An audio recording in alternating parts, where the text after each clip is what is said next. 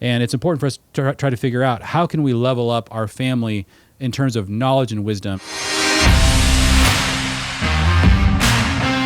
What's up, guys? Welcome back to 5 Minute Fatherhood. I got a great quote here from the philosopher Bruce Lee. And we love getting wisdom wherever we can. And this guy actually had some really deep philosophical thoughts. One of the things I like about guys like this is they grow up in the East and then they live and really see the culture in the West. And sometimes people that have that kind of lens can just sort of say things that might be a little bit hard for us to see, but sort of obvious to them. And one of the things that he said was, instead of buying your children all the things you never had, you should teach them all the things you were never taught. Material things wear out, but knowledge stays. I thought it was really interesting. I liked the emphasis that I think oftentimes, you hear people in the West say this, and this is almost a pretty characteristically Western thing to say, and that is that I want my kids to have a better childhood than I had, and oftentimes we mean materially. I want my kids to have more than I had, and I think there's a heart behind that that's really, really good.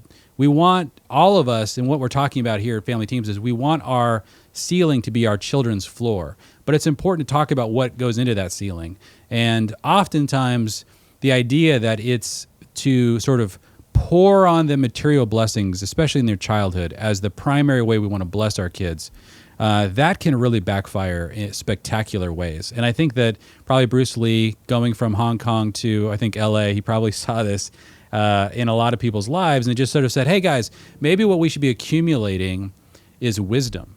And pouring that on our kids. What are the lessons that maybe took you a decade to learn, but that you can really articulate well to your children so that it's sort of just a basic part of the framework of their thinking, but it took you a long time to get? Because there's going to be all kinds of things they're going to need to figure out for future generations. But it's really important for us to start to think about how are we passing those things on and really be like the Proverbs, like what Solomon was attempting to do was to create a sort of a basis of wisdom that he could then pass on to another generation. And it's important for us to try to figure out how can we level up our family in terms of knowledge and wisdom and not simply materially. Yeah, and I think one thing I would say too is it's interesting, right, how we in our culture think it's normal to kind of leave a family inheritance, but I've never even heard one person talk about like a knowledge inheritance, right? Like a monetary inheritance versus like actually like leaving. Like I think we need to realize we should be people, like we should be patriarchs and matriarchs and leaders of the family that leave completely like wrung dry. Like our job, I don't think some people even see that as their job of like, it's our job to actually, like we are kind of pressure cooking ourselves in all of life to grow, to learn, to advance, to be sanctified, right? The scriptural word of kind of that becoming more like Jesus.